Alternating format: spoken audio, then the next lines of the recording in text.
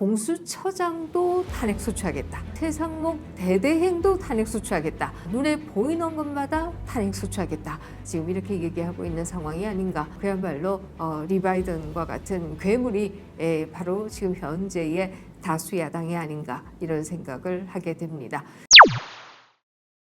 네, 안녕하세요. 김민전입니다. 1월 8일 본회의에는 비상계엄 선포 특검법에 대한 것과 김건희 특검법 양곡관리특별법에 대한 제2표결이 예정되어 있습니다. 이 가운데에서도 눈에 띄는 것 중에 하나가 김건희 특검법입니다. 김건희 특검법은 23년 3월에 처음 발의되어서 그동안 4차례의 본회의에 의결된 바 있습니다. 3번은 대통령의 제의 요구였고요. 한 번은 대행의 제의 요구가 있어서 총 4차례의 제의 요구가 있었습니다. 그리고 3차례는 이미 제의 표결이 있었고 부결이 최종되었습니다. 그리고 1월 8일 또 한 번의 표결을 앞두고 있습니다. 1월 8일 표결 결과가 무엇일지는 알 수 없습니다만은 이 김건희 특검법에 대해서만 총 8번의 본회의 표결을 하게 되는 것이다. 이렇게 말씀드릴 수가 있습니다. 이렇게 계속해서 동일 법안에 대해서 표결이 계속된다는 것은 이거 자체가 국정마비의 한 단면을 보여주는 것이다. 이렇게 말씀드릴 수도 있고요. 또 다른 한편에 있어서는 다수 야당이 힘자랑을 계속하는 것이다. 그야말로 본회의에서의 표결을 마치 공격처럼 계속하는 것이고 대통령에게 방어해봐라 라고 하면서 공격하는 것이나 마찬가지였다 이렇게 볼 수 있지 않나 하는 생각을 하게 되고요. 이것은 그동안에 29번의 탄핵 소추가 있었던 것과 마찬가지의 상황이다 이렇게 말씀드릴 수가 있습니다. 29번의 탄핵 소추 역시도 국정 마비를 유도하고 또 이 다수 야당의 힘자랑을 하기 위한 것이다 이렇게 얘기 드릴 수가 있는데요. 제가 감히 이렇게 얘기 드릴 수 있는 것은 그동안 탄핵 소추안이 국회를 통과한 것도 아직 한 번도 헌법재판소에서 인용된 바가 없습니다. 이제는 급기야 이재명 대표를 비롯한 야당이 공수처장도 탄핵 소추하겠다.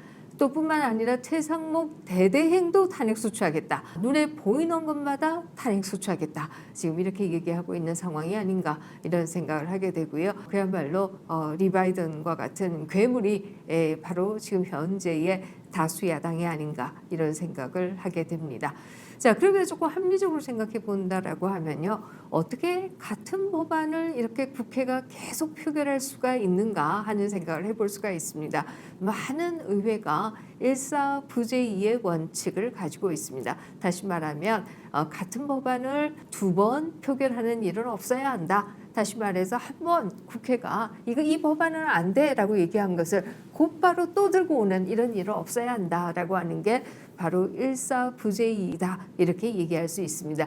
이것은 재판에 있어서 일사부재리나 마찬가지 유사한 원칙이다 이렇게 말씀드릴 수가 있습니다. 재판에 있어서도 같은 사안에 대해서 한 번 판결이 났는데 또다시 판결하는 일은 없어야 한다라고 하는 게 바로 일사부재리의 원칙이다 이렇게 얘기할 수가 있고요. 법원에 있어서의 일사부재리의 원칙과 유사한 것이 국회에서는 일사부재이의 원칙이다 이렇게 얘기 드릴 수가 있습니다.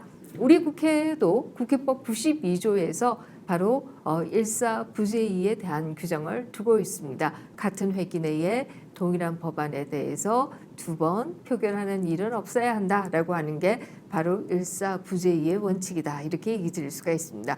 그렇게 본다라고 하면 우리 국회법은 선진 국회들과 마찬가지로 아주 정상적인 회의를 진행하는 원칙을 가지고 있는 것이다 이렇게 얘기 드릴 수가 있습니다. 그런데 문제는 뭐냐라고 한다면 바로 회기에 있습니다. 우리 헌법 47조는 정기회는 100일을 넘겨서는 안 되고요. 100일 이내에 정기회를 하도록 하고 있고요. 임시회는 30일간 하도록 되어 있습니다. 이것이 우리가 권위주의의 산물이 87년 체제에서도 고쳐지지 않고 바로 국회의 회기를 정기회와 임시회로 나누게 되어 있는데 이게 일사부재이와 만나면서 이론적으로는 30일도 안 돼서 계속해서 통일 법안을 내고 이것을 끊임없이 표결할 수 있는 일이 발생하게 되는 것이다. 이렇게 얘기 드릴 수가 있습니다.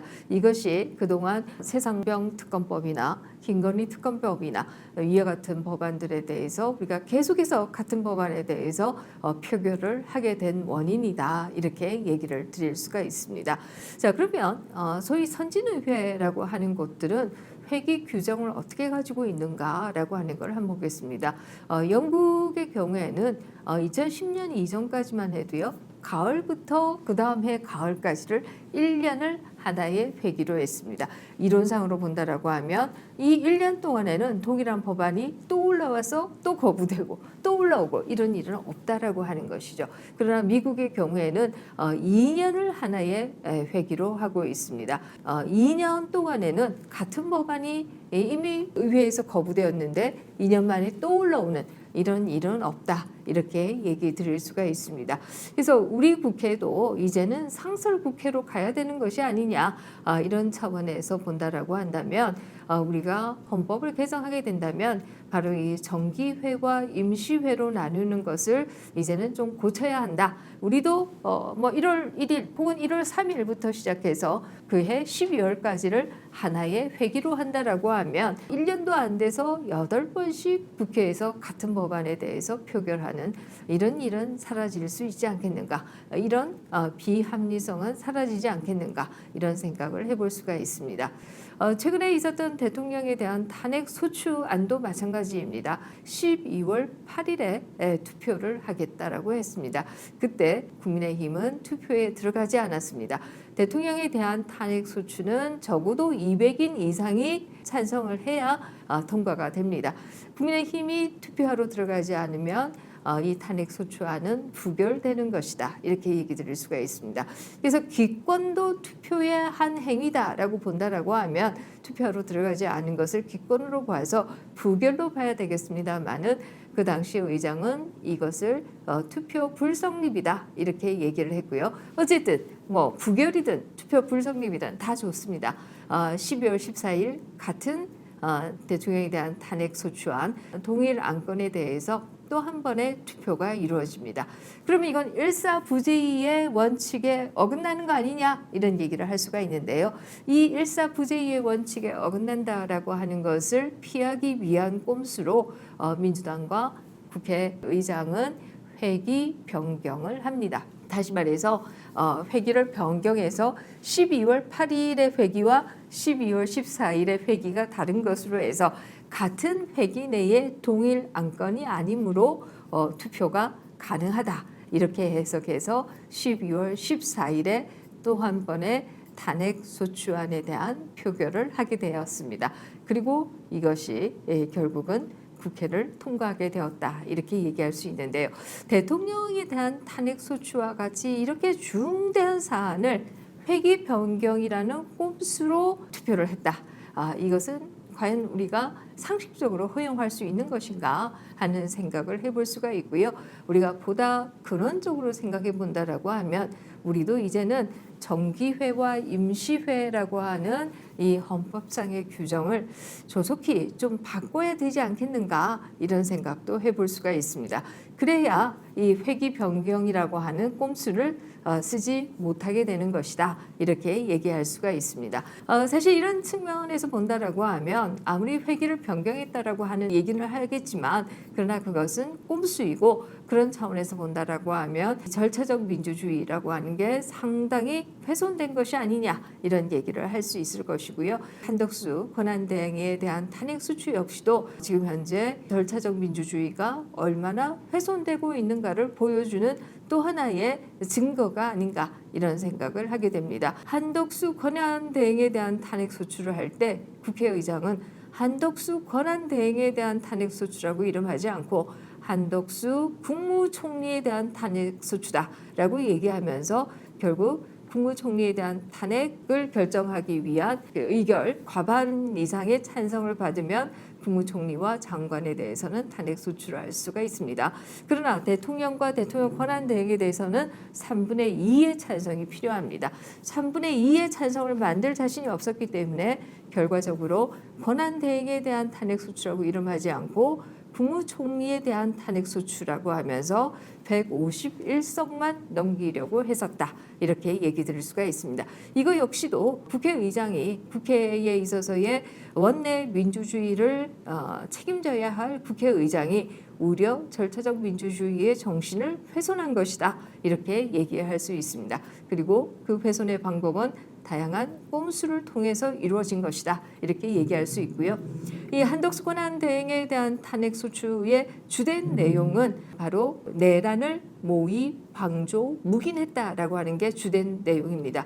그러나 윤석열 대통령에 대한 탄핵 소추가 되고 난 이후에 헌법재판소에서 국회 대리인들은 바로 내란과 관련된 부분들을 철회하겠다라고 얘기를 했습니다. 그렇다라고 하면 한덕수 권한 대행에 대해서 내란을 이유로 탄핵 소추한 것이 정당하냐 이 문제가 또 나오는 것이다. 이렇게 얘기 드릴 수가 있고요. 이거는 한편에 있어서는 우리가 절차적 민주주의가 22대 국회에 와서 얼마나 훼손되고 있는가를 보고 있는 하나의 장면이다. 이렇게 말씀드릴 수가 있고요.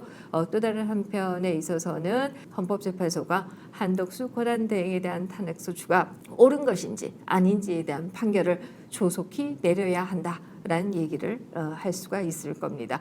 종합해서 말씀드린다라고 하면 우리가 정기회와 임시회를 나누고 있는 이 헌법 규정을 악용해서 회기 변경이라는 꼼수를 국회 운영에 있어서 사용하고 있기 때문에 이것이 절차적 민주주의의 정당성을 굉장히 훼손하고 있기 때문에 언젠가 헌법이 개헌을 해서 정기회와 임시회의 구분을 없애고 1년을 하나의 단위로 해서 혹은 2년을 하나의 단위로 해서 회기를 결정하는 그때가 오기 전까지는 국회법을 좀 바꿀 필요가 있다 이런 생각을 합니다. 그것은 하나의 안건이 국회에서 부결되고 나서 1년 이내에 동일 안건을 또 국회에 내서는 안 된다라고 하는 것이죠. 다시 말해서 A라고 하는 법안이 국회에서 최종 부결되었습니다. 그 부결은 본회의에서 부결되는 방법도 있고요. 본회의를 통과해서 대통령까지 갔다가 대통령이 제의 요구를 행사해서 국회에서 3분의 2의 찬성으로 제의를 하는데 실패했을 때 이때도 결국 법안이 되는데 실패한 것이다. 이렇게 얘기할 수 있는데요. 이렇게 실패한 법안은 적어도 1년이 지나고 난 이후에 다시 국회에 발의할 수 있다라고 하는 것으로 국회법을 고쳐야 한다 이렇게 생각합니다. 물론 가장 좋은 것은 대한민국 대부분의 직장인들이 시무식으로부터 시작해서 연말까지 계속 예측성을 가지고 일하듯이 국회도 1년을 하나의 단위로 회기를 만드는 것이 가장 좋다 이렇게 생각합니다. 그래서 그런 헌법의 개정은 필요하다 이런 생각은 하지만 그때까지 개헌이 어렵다라고 하면 국회법을 고쳐서 부결된 안건은 적어도 1년이 지나야 다시 국회에 발의할 수 있다. 이 규정은 좀 넣을 필요가 있다 이런 생각을 하게 됩니다. 무엇이 민주주의냐? 그 내용에 대해서는 우리가 합의하는 것이 쉽지 않을 수가 있습니다. 그러나 게임의 룰에 대해서는 합의가 일어나야 된다. 그 게임의 룰이 흔들린다라고 하면 민주주의는 무너지는 것이다. 이렇게 얘기 드릴 수가 있고요. 한국 민주주의에 있어서 심판이라고 한다면 언론, 검찰, 법원, 헌법재판소 이런 기관들이 다 한국 민주주의의 심판이다. 이렇게 얘기할 수 있는데요. 이 심판이 매수된다라고 하면 민주주의는 작동하기 어렵습니다. 그래서 심판은 공정성을 유지하고 게임의 룰은 게임에 들어가기 전에 서로 합의해서 고치는 것은 모르겠습니다만은 게임이 시작되고 나서 룰을 바꾸는 이런 일은 없어야 된다. 그래야 이 절차적 민주주의, 최소한의 절차적 민주주의가 지켜질 수 있는 것이다. 이렇게 생각합니다. 감사합니다.